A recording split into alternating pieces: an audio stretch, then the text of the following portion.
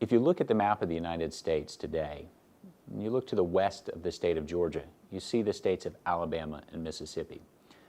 But if you looked at the map of the United States in the 1780s, you'd see that Georgia officially stretched all the way west to the Mississippi River. Georgia, like many other eastern states, had extensive western land claims, and a lot of the business of the federal government in the 1780s and the 1790s was convincing the eastern states to hand over their western territories so that new territories and states could be created. Usually the eastern states wanted the land claims which they had granted in those western territories to various people, various economic actors. They wanted those land claims to be recognized. And so often the federal government would cut deals with the eastern states, buying them out, making promises to recognize land claims, and so on. That whole huge territory, officially part of Georgia, stretching west of the Mississippi, was known as the Yazoo Country, after one of the rivers, the Yazoo River. This territory was one of the last western territories to be claimed by an eastern state. Georgia resisted handing it over to the federal government. And it did so in part because time after time, legislators in the Georgia State Assembly would cut sweetheart deals with outside land investment companies.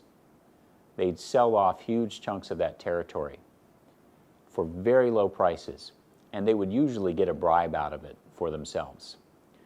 The most notorious occasion on which this happened was in 1794, when the Great Yazoo land fraud was perpetrated. 4 companies came into Milledgeville, Georgia, the state capital. They spread around probably $500,000.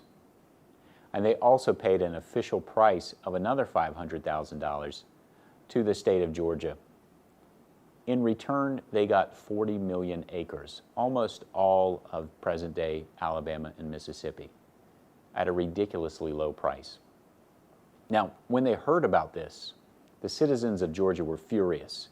In the upcoming state legislative election, they threw out virtually all of the legislators who'd voted for the Yazoo scam. And they passed a new set of laws in which the sale was officially overturned. And the original act of sale was burned at high noon in the city square of Milledgeville. So the sale happens in 1794. In 1795, Georgia says it's overturned the sale. But the 4 land companies were not sure. In fact, they were counting on their allies in the federal government to make sure that the sale was held up before law as a valid transaction. And just to make it harder to unwind the whole set of economic exchanges, they began to print their own bonds, their own shares in the land held by their companies, and to sell those documents on financial markets in Boston, New York, and Philadelphia. Pretty soon, thousands of ordinary citizens in those cities and in the surrounding areas officially own pieces of land in what is today Alabama and Mississippi. Now you might wonder why people in those parts of the country would be so eager to own land that had never been settled by Europeans and their descendants, and land to which the title was unclear.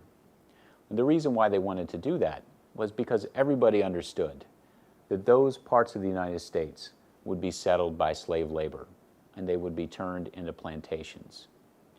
And in the 1700s, plantations and slave labor were the route to wealth in the Atlantic world.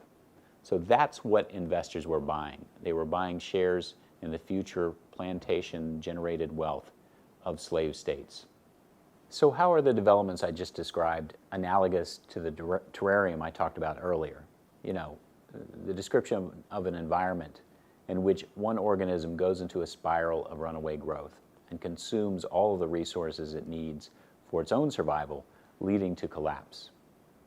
Well, we could perhaps say that because the Yazoo fraud, and in general, the kinds of creative destruction that were possible because of the development of new financial markets linking the United States together, because of that, slavery could expand.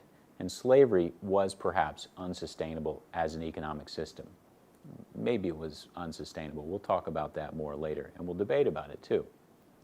But what's pretty clear is that development, the expansion of slavery south and west into Alabama and Mississippi and other places, ultimately leads to the Civil War, which certainly was a kind of collapse. But I think we could also say that when creative destruction in financial markets becomes more profitable, entrepreneurs are going to be tempted to use fraud to make their profits. As frauds accumulate, the risk of a broader collapse, a collapse bigger than the collapse of one scheme or one firm, becomes more and more possible.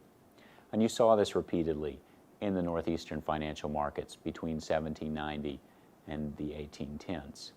Again and again, bubbles, speculations would collapse. And many people, not just the entrepreneurs who started those kinds of enterprises, but those who had invested in them, would lose their fortunes. So for them, the 1790s and early 1800s are a very, very rocky roller coaster ride. The Yazoo shareholders wanted their money back, and it was now the federal government that was responsible for paying them. They sued in federal court to get payment. And by 1814, the case had made its way to the Supreme Court. And that's when the great Chief Justice John Marshall, also a Virginia slaveholder, made his ruling in the case of Fletcher versus Peck. And in it, he ruled that even though, allegedly, the Yazoo case began with a situation in which a state legislature had sold land against the best interests of its citizens and had sold land extremely ridiculously cheaply and had sold land because they were getting bribes. Even so, this was still a legally executed contract. It was a contract made by people who had the power to make it, the state legislators. And so, as a contract, it stood inviolable. Now, if you want to talk about the development of freedom for entrepreneurs, their ability to buy and sell and make economic decisions outside of old traditions, like, for instance, the tradition that legislatures should make decisions against the best interests of their people. Here's a clear case. This opens up the entire United States in some ways for creative destruction to happen. But here's something else it did. It also represents John Marshall and the Yazoo bondholders concurring that slavery is legal and slavery is implied by the constitutional structure of American law.